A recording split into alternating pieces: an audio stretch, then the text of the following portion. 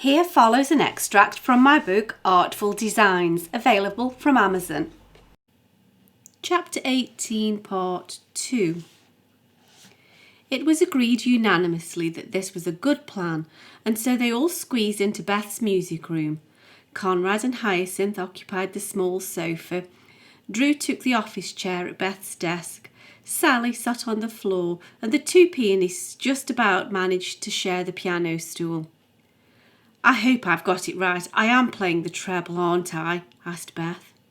"Whichever you prefer, I'll take either," said Theo. "Crikey, are there no limits to your prowess?" said Beth.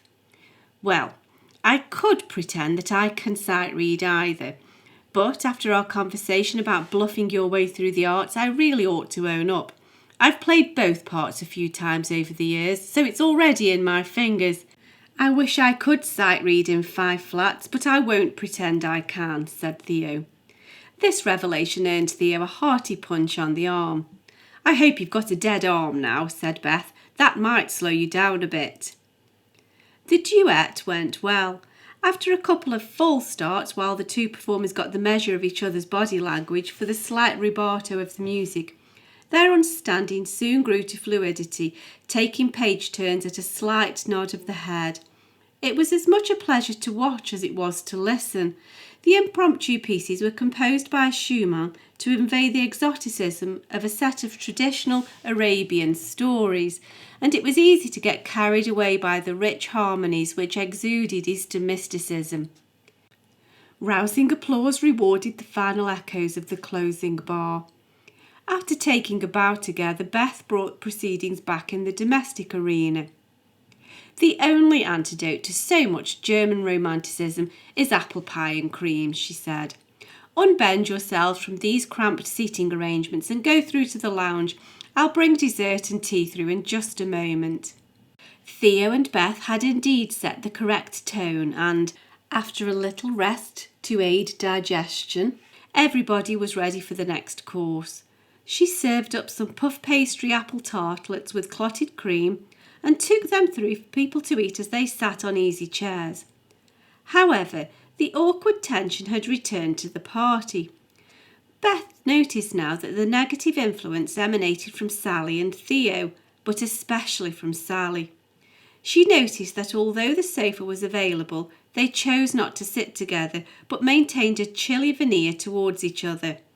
As Beth poured out the tea, Theo absent-mindedly rummaged through the sewing basket which was next to his chair. This was obviously a displacement activity, which Theo used in an attempt to cover the rift. "Theo, you've uncovered my surprise," said Beth. "Is this the embroidery you promised me?" said Theo. "Can I see it now?" "Actually, there are 2. I wanted you to have a choice. I've almost finished the second. I was hoping to get it finished tomorrow night at the Historical Stitching Society," said Beth. "There's a larger one which is about A4 size, and then I've done a miniature which is a bit bigger than A6. Please choose whichever you prefer. Size is irrelevant and doesn't necessarily imply more or less work." "Can I really choose either one?" said Theo. "Of course, whichever you like best." "And you're sure you won't accept any payment?" "Certainly not. I wouldn't know what to charge, and I couldn't charge a friend. I would have got it framed for you if I'd known which one to give you. My usual framer gets the tension just right when stretching the canvas, but you know best which style of frame you like, and I imagine you know all there is to know about stretching a canvas." "I wouldn't hear of you framing it. It's generous enough to give me the embroidery free of charge without going to the cost of framing it too. I'm so thrilled. Thank you. If you think you'll finish it tomorrow, when can I collect it?" This last comment especially disgusted Sally, and she even tutted aloud at Theo's hasty impatience. "Oh, I don't mind at all," said Beth. She was a little flustered by the evident animosity between them, and had no idea what could have caused it. "I'll get Drew to bring it to the gallery as soon as I've ironed it. I'd prefer to do that myself, at least. There's a bit of a knack to it so that you don't flatten the stitching. I'm so glad you like them. Which one will it be?" Theo chose the smaller of the embroideries, insisting that this was his particular choice rather than a false sense of humility preventing him from taking the larger one. The party atmosphere never quite recovered, and soon the guests made their excuses and left for home.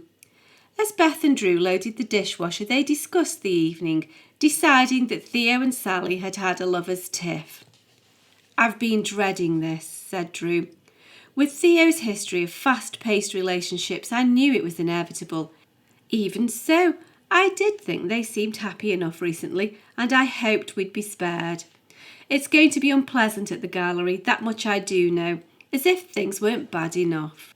Adopting the ethos that sufficient unto the day is the evil thereof, knowing full well that there was nothing he could do about Theo's tempestuous love life, Drew shrugged his shoulders and sat contentedly with a whisky in one hand, and with his free hand he stroked Beth's hair as she lay with her head resting on his lap until it was time for bed. The one glass of whisky had progressed to 2 or 3, and even Beth had partaken of a glass or two as they'd sat chatting into the night. When Beth's twin brother knocked on the door the next morning and let himself in, they were still sipping tea at the kitchen table in their dressing gowns. "Is today a holiday?" he asked. "We're enjoying the perks of the freelance work ethic," said Drew. "I'm not at the gallery today, thank goodness, so I'll just work a bit later tonight. I've not got too much on, so there's no rush." "We had a bit of a supper party last night," explained Beth. "Conrad, Hyacinth, Theo and Sally came. It was jolly enough for the most part, but Drew and I think that Theo and Sally have had a row. The atmosphere was really strained at times." "I think I can help you there," said Benedict. "Theo came to see me the other day. He's asked if it's okay with us for him to fly out to Amsterdam next week. He was keen to specify that he really shouldn't need to ask, but with so much suspicion hanging over everybody's head, he didn't know the protocol. He's after Rick's old job." "What? Why on earth would he do that? He's spent his whole career building up the Whitworth," said Drew. "Theo says that the whole affair has made a mockery of his lifelong passion, and it's sickened him to the heart," said Benedict. "He said he needed a change. In fact, he said he'd go and be a plumber if he could, but the art world is the only thing he knows. He has no other skills. However, as he isn't fit for any other line of work, he wants as much of a change as he can get. It's obvious that Rick's job will be up for grabs, and he reckons he has as much chance as anyone, so he wants to go for an interview next week." "But where does that leave Sally?" asked Beth. "That's the root of your problem last night. Where indeed does that leave Sally? It's obvious that it does indeed leave her out of the equation," said Benedict. "She must be so upset. Poor thing," said Beth. "She's being foolish, not that I blame her. She knew what Theo was like," said Drew. "It's always been career first with Theo, and then women can come and go without much regret as far as he is concerned. Knowing Theo, he'd think he was doing Sally a good turn by giving her a chance of promotion at the Whitworth as he vacates his position. He'd even put in a good word for her and think he was being gentlemanly. It's the same sad story. She probably thought it would be different with her. She'll realise her mistake now, of course," said Beth. "She must have been fuming all last night. They probably wouldn't have even come if it hadn't been planned in advance. They could have cancelled, we'd have understood. They needn't have gone through the whole charade." "That's the British way though, isn't it?" said Drew. "Brave face to the world, stiff upper lip and all that. He's sick of Constable though, that's understandable." "He'll have to get rid of that tattoo," said Beth. Beth and Drew burst out laughing. Seeing that the joke needed explaining to Benedict, they recounted the unveiling of Theo's tattoo the previous evening. "How very strange," said Benedict. "Actually, Conrad used to have a tattoo years ago," said Beth. "He regretted it pretty soon afterwards. The folly of youth scenario. He actually became convinced that the tattoo really must have said chicken chow mein, despite his original pretensions." "Chicken chow mein? What was the tattoo?" asked Benedict. "Conrad said he was in with a pompous cultural set in his student days. They all had this supposedly deep symbolic tattoo on their inner arms," said Beth. Seeing her brother's intense interest, she added, "It sounded nothing like the one that Rick had. There are probably loads of different tattoos drawn on people's inside forearms. He said he never understood what it was meant to represent, but just went along with the crowd.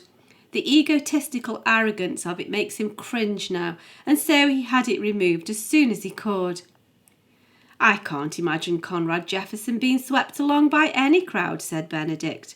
We said that too. He reckons he was a late developer, said Drew. We all thought that the inner forearm was a strange place for a tattoo. Maddox says that most tattoos are on the outer arm because it's less painful there. Apparently, the tattooists advise it on less tender areas. Not that many listen to their advice, said Benedict. Is Theo allowed to fly to Amsterdam, asked Drew. I explained that we have no cause to stop him, said Benedict. Everyone is innocent until proven guilty. But we do need him to keep us informed of his whereabouts, as it's inevitable that we'll need to keep coming back to him, and everybody else, with more questions. Poor Sally, said Beth. For the full book of Artful Designs, available in paperback or as an ebook, follow the link in the cards in the description box or find details on my website at sharonbill.com. Thanks for listening.